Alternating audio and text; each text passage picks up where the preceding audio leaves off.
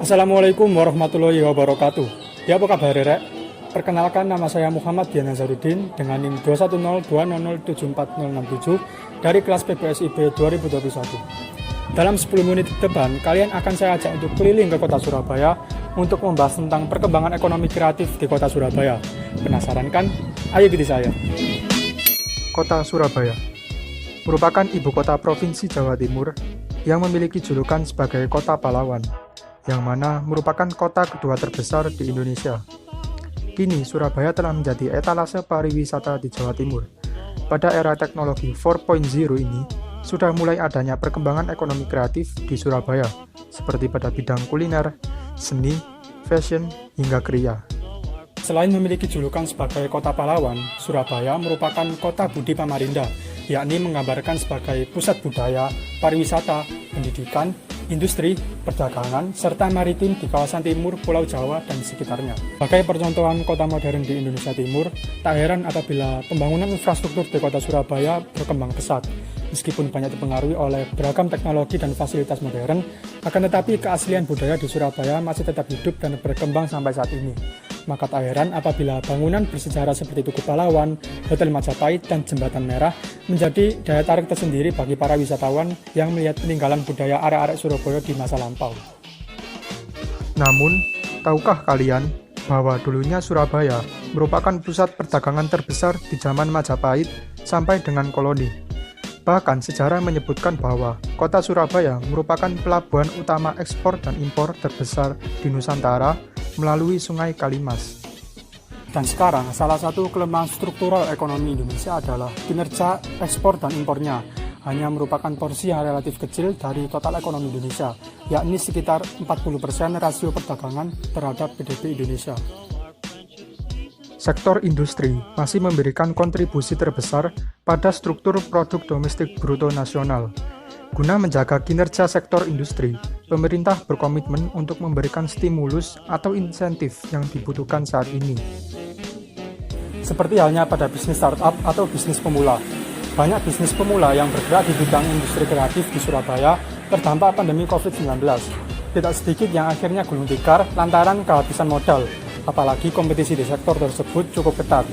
Menurut data dari Kementerian Komunikasi dan Informatika atau Kemenkominfo, bahwa 95% bisnis pemula tidak bisa bertahan karena efek pandemi COVID-19. Padahal di era seperti ini, bisnis pemula yang rata-rata dijalankan secara digital merupakan sektor yang cukup potensial. Oleh karena itu, kehadiran pemerintah dalam menjaga iklim ekonomi di bidang startup sangat diperlukan.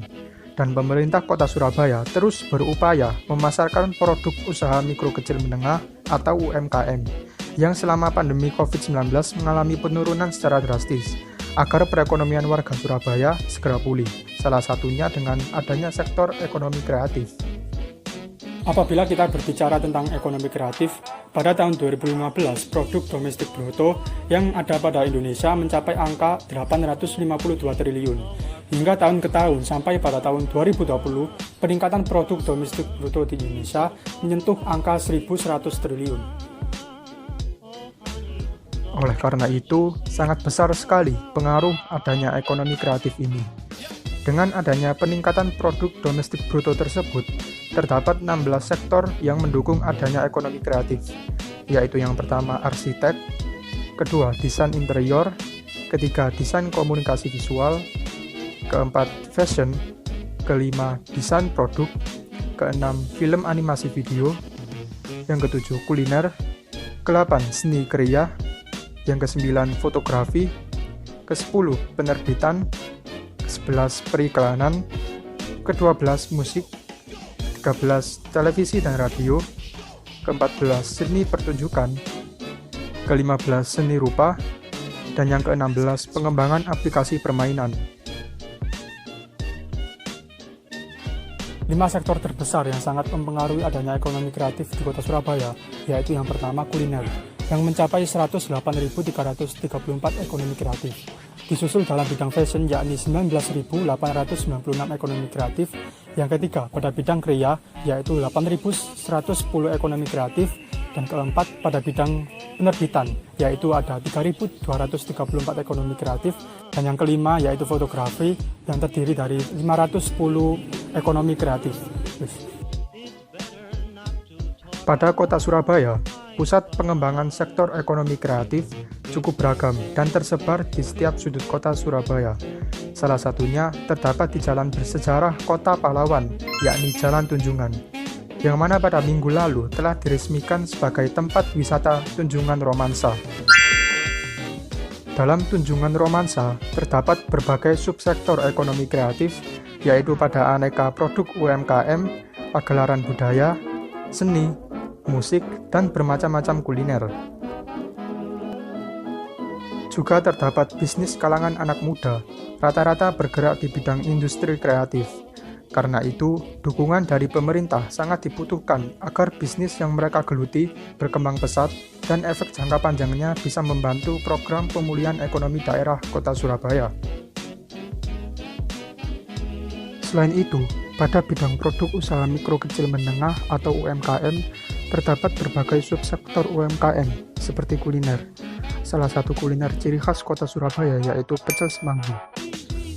Semanggi merupakan makanan yang dibuat dari daun semanggi yang dikukus dan kemudian dinikmati dengan sambal pedas yang nikmat. Semanggi juga dapat dihidangkan dengan kecambah, kangkung, kerupuk puli yang terbuat dari beras, serta bumbu yang terbuat dari ketela rambat. Selain itu, juga terdapat objek foto menarik di setiap sudut Jalan Tunjungan. Salah satunya yaitu terdapat manusia patung yang berkostum para pejuang kemerdekaan. Objek foto tersebut digunakan oleh masyarakat sebagai foto kenangan di tempat wisata Tunjungan Romansa. Berbagai komunitas juga terdapat di Jalan Tunjungan, seperti komunitas skateboard. Lain halnya dengan komunitas skateboard, juga terdapat pagelaran seni seperti pantomim,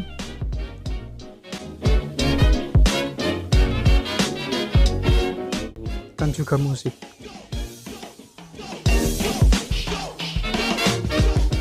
Seperti yang telah saya sampaikan sebelumnya, bahwa kehadiran ekonomi kreatif dinilai memiliki peranan penting dalam perekonomian nasional yang mampu menyumbang pendapatan produk domestik bruto hingga menyentuh angka 1.100 triliun rupiah. Angka ini turun daripada tahun sebelumnya, yakni pada tahun 2019 mencapai 1.123 triliun rupiah. Namun diprediksi akan naik sekitar 5%, sehingga pada 2021 diprediksi mencapai lebih dari 1 triliun rupiah. Salah satunya melalui ruang kreasi semacam film, musik, fashion, dan kuliner. Maka dari itu, kini pemerintah Kota Surabaya lebih meningkatkan lagi pada sektor ekonomi kreatif dan usaha mikro kecil menengah UMKM di tengah lesunya ekonomi global imbas virus corona.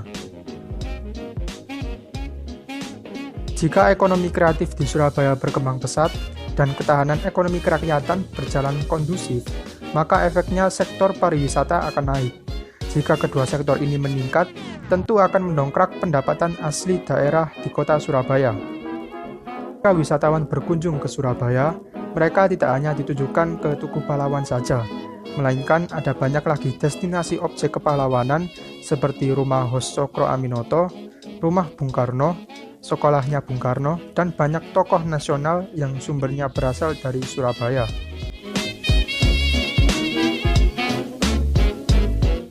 Dengan diresmikannya Tunjungan Romansa Surabaya, diharapkan masyarakat dapat lebih paham dan peduli terhadap perkembangan ekonomi kreatif di daerahnya dan terus konsisten untuk memajukan ekonomi kreatif di Indonesia karena destinasi wisata kepahlawanan dibutuhkan kreativitas warga yang ada di kampung-kampung Kota Surabaya.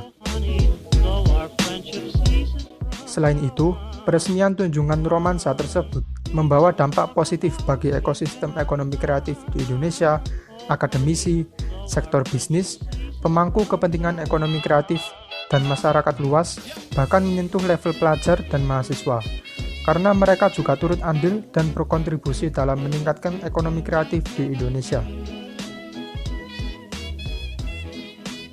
Baik teman-teman, itu tadi merupakan sekilas tentang perkembangan ekonomi kreatif di Kota Surabaya.